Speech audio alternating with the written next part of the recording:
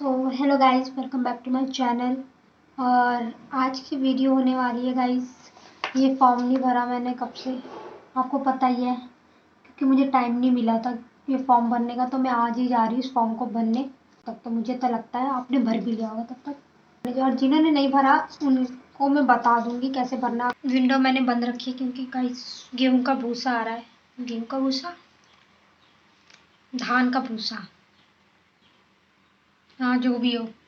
चलो ठीक है, अब मैं आपको बता ही देती हूँ कैसे भरना है। 5 पेज है इसके टोटल।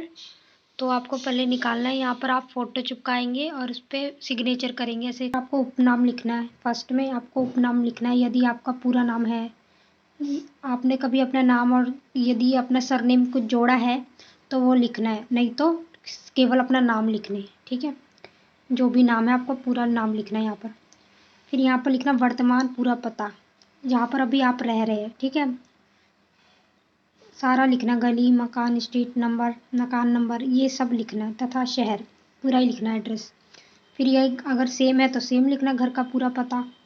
अलग है तो अलग लिखना है। ठीक है, फिर चौथे में देना है गत 5 वर्षों के दौरान, मतलब कि उन स्थान की डिटेल्स देनी है जहाँ पर आप 1 साल से अधिक उस स्थान पर रह रहे हो, उस वहाँ का आपको देना है ब्यौरा। अगर नहीं रह रहे तो क्रॉस कर दो, उसको क्रॉस कर दो या नहीं लिख दो। ठीक है, अवधि सहित। ठीक है, कब से कब तक रह रहे जिसको लिख रहे हैं तो। ठीक है, नहीं तो क्रॉस कर दो यहाँ पर, सिंपल तीनों चारों कॉलम में क्रॉस करना है। 5th में लिखना है पहले यहाँ पर अपने पापा का नाम लिखना है। ठीक है, उनका राष्ट्रीय क्या है, हिंदू है तो हिंदू लिखना है, जो है राष्ट्रीयता वो लिखना है। फिर उनका जन्म स्थान क्या है वो लिखना है।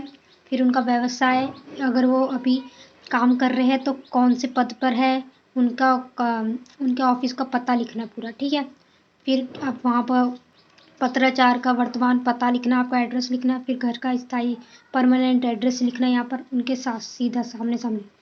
फिर अपनी माँ का नाम नहीं लिखना है, राष्ट्रीयता उनकी भी लिखना है, सेम होगा तो सेम लिखना है, जन्म स्थान सेम होगा तो सेम लिख देना है, व्यवसायिक गृहिणी लिख देना आप, जो अगर नहीं है तो। ठीक है, जिनका है तो फिर सेम है ये पता तो सेम सेम लिख देना। ठीक है, फिर पति पत्नी ये तो क्रॉस कर देना, जिसकी पति है पत्नी है तो उसका भी ब्यौरा देना है जिनका नहीं है उनका क्रॉस कर देना। इसका 5 लाइन, 6 पूरी लाइन। फिर भाई, भाई की राष्ट्रीयता लिखना, जन्म स्थान लिख देना, अगर व्यवसाय कहीं करता है काम तो लिखना, वरना क्रॉस कर देना। फिर एड्रेस लिख देना, यहाँ पर भी एड्रेस लिख देना। फिर बहन भाई उसका सेम सेम चीज़ बतानी है सब में। ठीक है, नेक्स्ट है 6th में, देखो गाइस, अपने पुत्र पुत्रियों की जानकारी देना जो विदेश में रह रहे हो। ऐसा कोई है जो विदेश में रह रहा है आपका बेटा बेटी, तो उनके बारे में जानकारी देना, नहीं तो क्रॉस कर देना। ठीक है, फिर राष्ट्रीयता, यहाँ पर राष्ट्रीयता लिखना है, कौन क्या है उसके सामने लिख देना, हिंदू है कुछ भी है।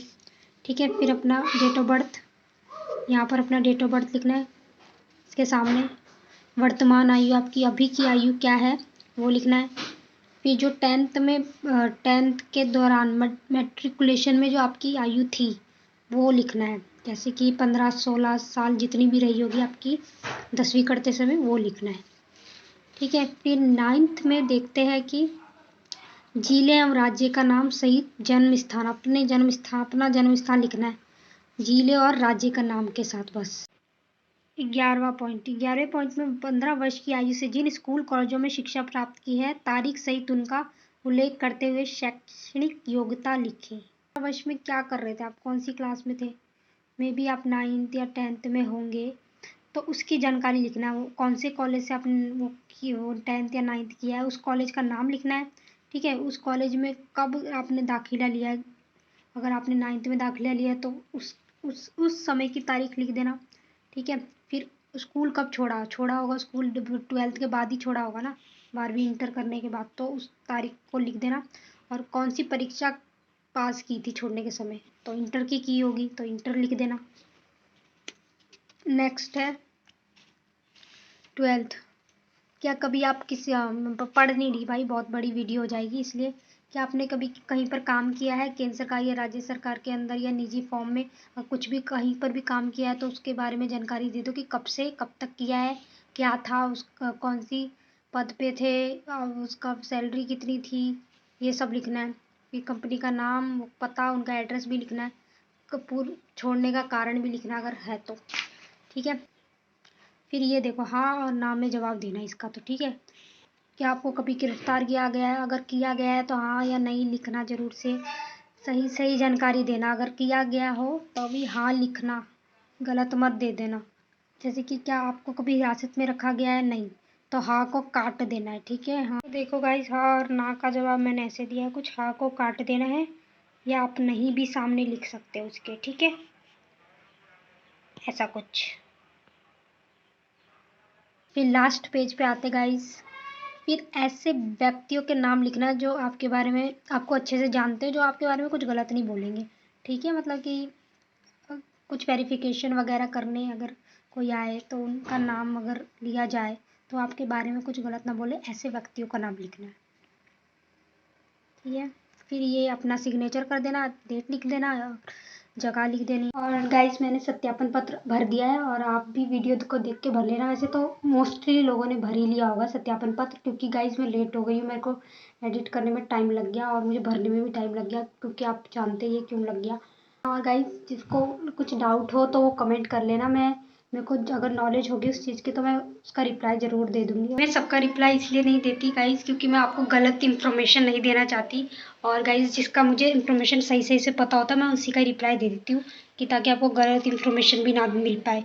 और गाइस आप लोग कमेंट करते हो और लाइक करते हो तो थैंक यू, और इसी तरह सपोर्ट करते रहना। मैं सबको बताना चाहती हूँ कि मेरा डीवी पटना में नहीं हो रहा है, मुझे एक लेटर आया था, वो मैं आपको लेटर में आपको नेक्स्ट वीडियो में दिखा दूँगी, ठीक है। वो लेकिन वापस ले लिया गया है, मेरे से लेटर आया था मेरे पास कि आपका डीवी पटना में होगा, लेकिन वो वापस लेटर ले लिया गया है। ऑल द बेस्ट गाइस जिनका डीवी पटना में होने वाला है, 4 तारीख को होने वाला है उनका, और मेरा तो नहीं होने वाला 4 तारीख को।